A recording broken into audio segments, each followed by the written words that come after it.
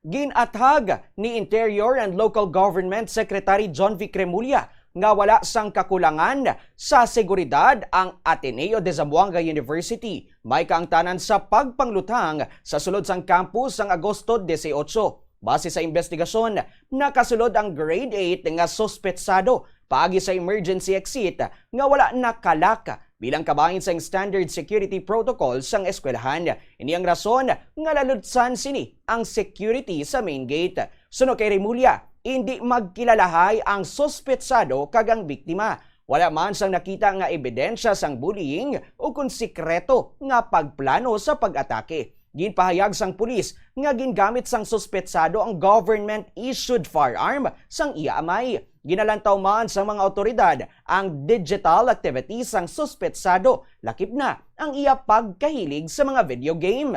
Liwat nga nagpanawagan si Remulla nga dumilian na ang games nga Roblox kag magpatuman sang estrikto nga mga layi para sa insakto nga pagdumala sang mga armas.